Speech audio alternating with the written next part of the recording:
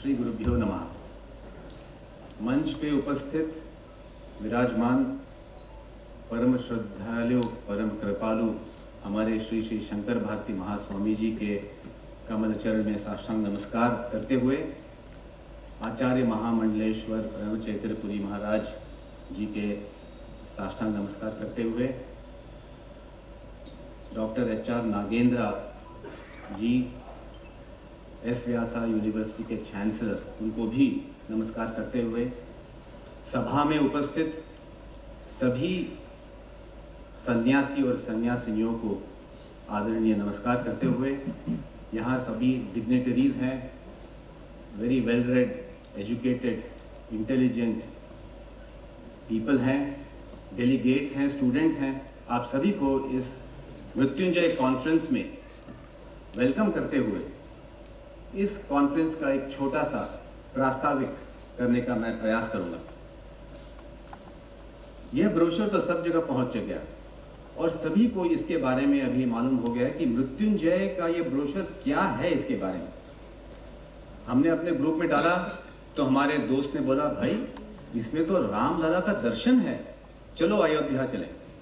और किसी ने बताया सरयू नदी के पास में आरती का भी इंतजाम है, गंगा आरती तो हम देख चुके हैं, चलो अयोध्या चलें। उसके बाद में रजिस्ट्रेशन शुरू हो गया। पढ़ा नहीं उन्होंने ब्रोशर, पर इसके ऊपर कई लोग ने अपना रजिस्ट्रेशन कर लिया। बाद में जब चर्चा हुआ तो मालूम पड़ा कि इसमें तो मृत्यु, जन्म और मरण के बारे में, इतना ही नहीं पुनर्जन्म के बारे में भी डिस्कशन हो रहा है। जीना यहाँ मरना वहाँ, इसके बारे में हम लोग ने कई गाने सुने हैं, इसके सिवा और क्या करना।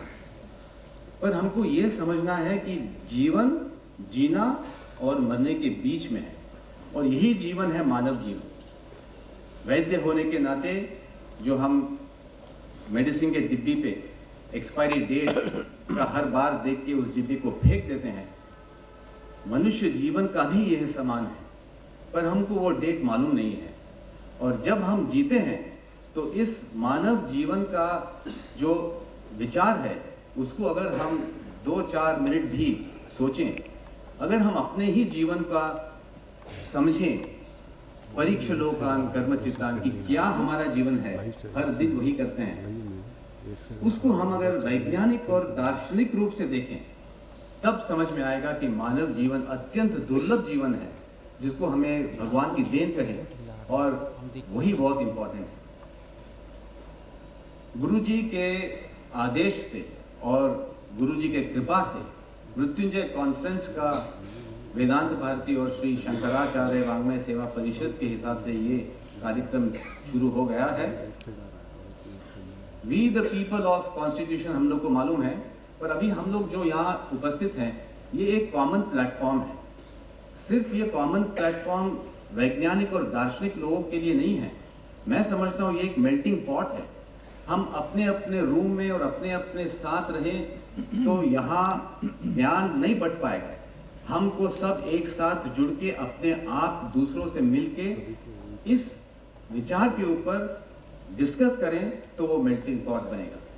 मालूम है कि यहाँ वेरियस स्पेशलिस्ट हैं, एंथ्रोपोलॉजिस्ट हैं, साइकेट्रिस्ट हैं, psychologist, sociologist, so many people from the medical world. There are also so many saints and seers, research scholars, Vedantic students, inquisitive people. There are also people with an open mindset to come and think and discuss what is happening here.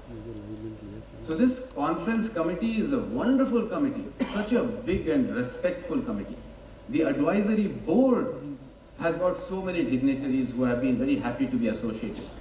The members have been very active, and there has been a very active organizing team with speakers from across the country and from abroad.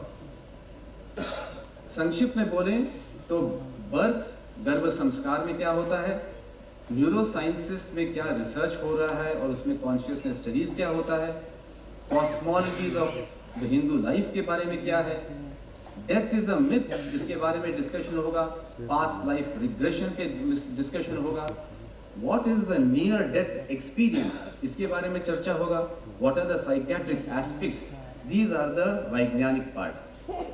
The Darshanik part and the Upanishadic part is the Upanishad Bhashyas, the Brahma Sutra Bhashya, the Prakarana Granth, Ayurvedic aspects. And these topics of Janam, Maran, Punarjanam or Avatar related to all these aspects are going to be discussed extensively. So also in the Ayurveda parts. This is not the end of the story. Why are we doing all this? There has to be a reason, there has to be a phala, and that fruit is benefit to the society. There is going to be a wonderful panel discussion, and that discussion is going to highlight what is going to come out of this conference, for which all of you have taken such keen interest and come here from various parts of the country. I would say that not a single state in India has not been represented. So many people have come from so many places in today's whole place. I sincerely request that we should not look away from this special talk which is going to be Mrityunjaya as per Bhagavad Pada Shankaracharya from our Guruji on Sunday. I would like to send some very simple highlights. All this began 60 days ago. The decision was taken that it should be in Ayodhya. Why in Ayodhya? That was a question asked. Why not in a very nice, comfortable place, as if Ayodhya is not comfortable? However, the point is, Ram Avatar has happened in Ayodhya. Punar Avatar is happening in Ayodhya. And this should be the epicenter for Jnana to go across not only the country but across the whole world. This Janmabhoomi is the place where Jnana should be free. Our Guruji says there is no charges for Jnana, it should be shared. Share knowledge with everybody. It is essential and has been a very keen interest that students and children and youngsters and research scholars should come, because we want to engage the youngsters at a young age and not miss them out from the mainstream of our society. It is extremely important that we should not limit our talks to our sections, but we must discuss, see where there can be research and encourage research. This is the only way we can highlight an encouraging better understanding between science and Vedanta. Probably this is the only place where a gap between science and Vedanta is going to be bridged. It's going to benefit everyone in the society, irrespective of who is it. And this Jnana Ganga has to spread from Ayodhya. Dear friends, let's all join hands. Let us all put our hands together for this wonderful initiative which has been taken by Sri Shankar Bharati Mahaswamiji on behalf of the Vedanta Bharati and Shankara Vangmaya Seva Parishad.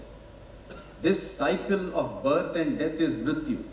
To understand Mrityu and to win over it is Mrityunjaya. Welcome to Mrityunjaya.